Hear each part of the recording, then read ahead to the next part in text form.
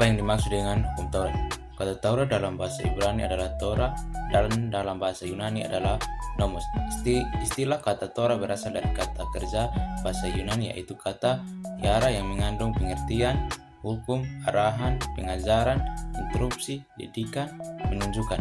Hukum Taurat atau disebut juga Dasatita yang dalam Latin disebut sebagai Dekalog adalah daftar perintah agama dan moral yang merupakan perintah Tuhan yang diberikan kepada bangsa Israel melalui perantaraan Musa di Gunung Sinai dalam bentuk 2 loh batu. Perintah 1 hingga 4 tertulis dalam loh batu 1 dan yang kelima hingga ke-10 di loh batu yang kedua. 10 perintah Taurat ini dapat dalam kitab Perjanjian Lama, yaitu Perkeluaran 20 ayat 2-17 dan Ulangan 5 ayat 6-21.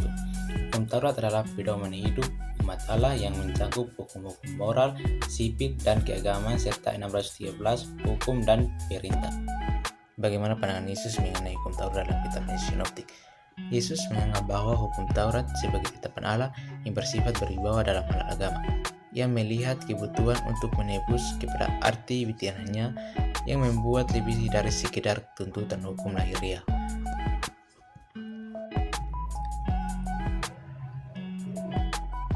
Ia tidak pernah menganggap bahwa hubungan manusia dengan Allah sekarang dapat didasarkan pada pemeliharaan hukum Taurat, karena ini digantikan oleh kerajaan Allah mengampuni manusia berlandaskan misi. Perjanjian Lama yang digantikan oleh Perjanjian Baru dari yang baru menginap Yohanes. Dalam Yohanes 1 ayat 17, hukum nampaknya menggambarkan seluruh landasan hidup keagamaan Israel menurut Perjanjian Lama. Seperti dalam kitab Injil Sinoptik, dalam Yohanes juga pertikaian mengenai hari Sabat merupakan pusat pembicaraan tentang hukum Taurat. Dalam laporan Yohanes, pertikaian tentang hari Sabat itu penting sekali.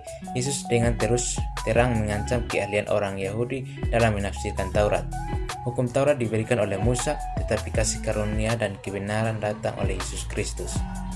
Kisah para Rasul. Pada tahap-tahap pertama dari misi Kristen, hukum Taurat nampaknya tidak menjadi masalah. Semua orang Kristen berbangsa Yahudi, karena itu mereka tentu terus memberi penghargaan kepada Taurat. Mereka sering mengunjungi bait Allah sama seperti telah dilakukan Yesus. Memang benar bahwa mereka berpas-pasan dengan pertentangan yang kuat dari orang Yahudi, tetapi itu bukanlah disebabkan oleh masalah tentang hukum Taurat. Lawan-lawan mereka cemas tentang penegasan mereka bahwa Yesus adalah Mesias, khususnya bahwa ia telah bangkit. Surat Paulus menggunakan kata nomos dalam berbagai cara, yang paling sering ialah hukum Musa. Dalam pemakaian Yahudi, hukum terutama berarti kelima kitab Taurat, kedati kemudian hari dipakai untuk seluruh kitab suci. Bagi Paulus, Taurat itu bersifat kudus. Hukum Taurat dipandang sebagai ukuran bagi penghakiman Allah, sebagai suatu ketetapan legal, dan sebagai ukuran bagi penghakiman Allah. Tulisan surat Ibrani. Peraturan mengenai imam suku Lewi didekati dalam surat Ibrani dengan keyakinan bahwa Kristus, imam besar kita itu, unggul dalam segala hal atas imamat yang ditetapkan Musa. Surat Ibrani memperlihatkan bagaimana orang-orang Kristen dapat menafsirkan ulang Taurat itu. Tidak ada saran untuk hukum Taurat itu telah berkurang nilainya. Ungkap menurut hukum Taurat. Menyaksikan penghargaan terhadap hukum Taurat, walaupun keduanya berhubungan dengan tatanan yang lama, dapat dilihat adanya unsur-unsur tertentu yang mendasari pandangan tentang hukum yang dikemukakan surat Yakobus. Hukum yang sempurna yang membawa kepada suatu imam yang praktis sangat berbeda dari hukum yang lama. Yakobus memperlihatkan bahwa hukum itu masih menghukum para pelanggar, dan ini mencakup penghukuman terhadap sikap memandang muka. Dalam hal ini, apakah itu hukum Musa atau hukum kasih, berbagai fungsi ukuran berbagai penghakiman, dengan mengingatkan Yakobus 1 ayat 25 menampakkan bahwa hukum di sini dipahami sebagai hukum kasih, hukum yang sempurna dan utama, walaupun dalam Yakobus 2 ayat 11 dikutip 2 perintah Musa. Yakobus menyadari bahwa suatu dosa cukup membuat seseorang menjadi pelanggar, dan barang siapa mengabaikan suatu bagian daripada hukum Taurat bersalah terhadap apa yang dimaksud dengan etika. Etika dalam bahasa Yunani disebut dengan ethos, berarti kebiasaan, adat. yang merupakan suatu cabang ilmu teologi yang membahas masalah tentang apa yang baik dari sudut pandang kekristenan. Apabila dilihat dari sudut pandang hukum Taurat dan Injil, makna etika Kristen adalah segala sesuatu yang dikehendaki oleh Allah dan itulah yang baik. Dapat juga dikatakan bahwa etika Kristen adalah etika hidup orang-orang Kristen yang berlandaskan firman Tuhan. Etika Perjanjian Baru. Etika Yesus pada dasarnya adalah etika roh. Karena roh itu bermaksud memuliakan Yesus, maka ia juga memungkinkan orang-orang percaya mampu memenuhi tuntutan-tuntutan yang tinggi dalam ajaran Yesus. Injil Sinoptik. Pandangan Yesus mengenai kebaikan, ucapan bahagia, kebijakan yang patut dipuji, unsur-unsur penting dalam kehidupan moral. Injil Yohanes. Menurut Injil Yohanes, Yesus adalah Kristus dan anak Allah, bukan pengajar moral. Kristologi dalam kitab ini lebih penting daripada etika, dan dampak-dampak etnis timbul dari dalam tema-tema utama dalam kitab ini. Misi Yesus disimpulkan sebagai terang, Yohanes 1 ayat 5, Yohanes 8 ayat 12. Dan dunia ini dipandang sebagai kegelapan dalam kitab Yohanes 3 ayat 19, kitab Yohanes 12 ayat 35. Kisah para Rasul. Kisah para Rasul ini menghubungkan ajaran etika dalam surat-surat Kisah para Rasul dengan ajaran Yesus. Kisah para Rasul menjelaskan bimbingan moral Roh Kudus, manusia baru dalam Kristus tidak boleh ada, harus menetapkan patokan etnis baru yang senada dengan suara Roh yang mendiaminya. Kisah para Rasul memperlihatkan bahwa suara manusia baru itu sedang menanggapi lingkungan barunya tanpa membahas segi-segi teologis yang bersangkutan. Paulus. Teologi Paulus memberikan perhatian khusus pada manusia baru dalam Kristus.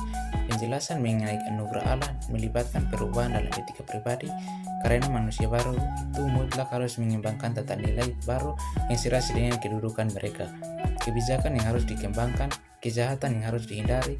Surat Ibrani. Orang beriman menurut Ibrani 11 ialah mereka yang seluruh hidupnya dipimpin oleh kepercayaan mereka kepada Allah. Singkatnya, keyakinan agama mereka menguasai perilaku moral mereka. Teladan yang sempurna mengenai kesetiaan ialah Kristus sendiri. Meskipun para pahlawan masa lalu dikutip sebagai contoh untuk mendorong para pembaca, dan dikatakan bahwa tanpa kita mereka tidak dapat sampai pada kesempurnaan. Surat Yakobus. Karena surat ini merupakan kitab yang paling praktis dalam Perjanjian Baru, maka kemungkinan kita mengharapkan adanya suatu uraian teratur mengenai prinsip-prinsip etika. Tetapi Yakobus tidak memberikan gambaran yang sistematis. Beberapa segi pokok yang dinyatakan sebagai dorongan atau patokan dalam kitab-kitab Perjanjian Baru yang lain tidak terdapat dalam surat Yakobus. Wahyu. Dalam surat-surat kepada ketujuh jemaat ada yang dipuji dan ada yang juga dikecam tentang persoalan etika. Ketentuan sering disebut suatu sikap yang pasti diperlakukan pada waktu mengalami aneia. Hal yang berhubungan dengan ini ialah ajuran untuk menuruti perintah Allah.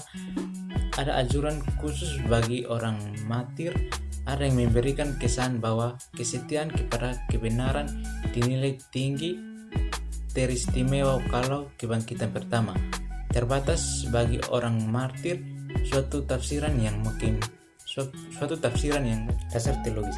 Alkitab menegaskan bahwa manusia diciptakan menurut gambaran serupa Allah, tetapi sikap manusia terhadap lingkungan sosialnya dipengaruhi oleh kejatuhannya dari keadaan aslinya. Manusia mengalami 3 tahap pengalaman: keadaan aslinya, keadaan kejatuhannya, dan keadaan ditebus. Pekerjaan. Yesus menganggap misinya sebagai pekerjaannya, dan banyak keterangan Perjanjian Baru mengenai pekerjaan atau perbuatan baik yang dilihat dari sudut pandang yang serupa. Pekerjaan yang mempunyai dasar rohani yang tak dapat diterapkan pada masyarakat Kristen yang tidak menjunjung nilai-nilai. Masalah kemiskinan. Tidak ada masyarakat yang tidak mempunyai golongan tidak mampu, dan karena itu sikap masyarakat terhadap golongan itu selalu mendesak. Dalam PB terdapat beberapa petunjuk bagi suatu pendekatan Kristen terhadap kesejahteraan sosial, taraf kerohanian. Seseorang tidak dapat disamakan dengan kedudukan sosial atau keadaan ekonominya. Banyak orang kaya lebih melarat hidup rohaninya dibanding dengan banyak orang miskin. Yesus mempunyai betapa sukarnya orang kaya masuk ke dalam kerajaan surga. Tetapi Dia tidak mengalahkan kekayaan itu semata-mata. Yang kecamnya ialah menggunakan kekayaan secara salah dan sikap yang keliru terhadap kekayaan. Lukas 12 ayat 5. Keadilan. Bagian terbesar dari tanggung jawab sosial ialah keadilan. Apa yang dikejar oleh masyarakat tidak selalu benar secara moral. Namun demikian, dalam PBI patokan keadilan yang baku dianggap ada dan terdapat perbedaan jelas antara apa yang benar dan apa yang salah. Pandangan PL tentang keadaan sosial beragama dalam PBI, misalnya dalam kutukan Yakobus atas penindasan, sikap PBI terhadap hukum tidak dapat dipisahkan dari hukum Taurat. Namun menetapkan keadaan sosial, Yesus menjunjung tinggi hukum Taurat dan berkata bahwa tidak ada satu atau titik pun akan ditiadakan darinya. Perkawinan. Pendekatan PBI terhadap perkawinan merupakan bagian penting dalam kontribusi pada etika sosial. Ajarannya mencakup beberapa ucapan Yesus dan Paulus. Perlu bagi kita untuk menanggapi pandangan Kristen bukan saja tentang perkawinan tapi juga tentang perceraian. Perlu diketahui bahwa dalam dunia orang Yahudi saat itu terdapat beberapa pandangan mengenai kesucian perkawinan. Aliran Shammai dan Hillel mempunyai pendapat yang berlainan mengenai perceraian. Aliran Shammai lebih kaku dibandingkan dengan Hillel. Para laki-laki Yahudi diharapkan menikah untuk memperoleh anak sebagai sumbangan pada kesinambungan bangsanya. Tetapi secara umum, orang Yahudi menganggap bahwa dalam perkawinan perempuan merupakan pasangan yang kedudukannya lebih semua kitab Injil sinoptik mengandung pernyataan yang sama tentang seseorang suami yang sudah bercerai yang kawin ulang. Hubungan antar suku. Kekristenan timbul dalam suatu masyarakat yang mengalami hubungan antar suku sebagai masalah yang nyata, khususnya masalah hubungan Yahudi dan bukan Yahudi. Permusuhan hebat antara kedua kelompok itu belum mulai mereda. Tetapi dalam jemaat Kristen, rintangan semacam itu ditiadakan. Paulus menegaskan bahwa dalam Kristen tidak ada orang Yahudi ataupun Yunani. Dalam Efesus 2 ayat 11-16, dia menunjukkan bagaimana mereka yang jauh dibuat dekat dan tembok permisahan dirobohkan melalui kematian Kristus. Allah tidak membedakan orang dan tidak membedakan antar orang Yahudi dan bukan Yahudi dalam hal keselamatan. Kesimpulan, hukum Taurat merupakan standar untuk menilai sikap dan perilaku setiap umat manusia sehingga tindakan yang dilakukan manusia itu berkenan di hadapan Tuhan. Untuk itu, tujuan dari hukum Taurat sebagai hukum etika dan moral yang akan mendidik dan mengerahkan manusia untuk semakin mengasihi dan melakukan perbuatan baik berdasarkan kehendak Allah untuk semakin serupa dengan Kristus. Etika Yesus dan pada dasarnya adalah etika roh.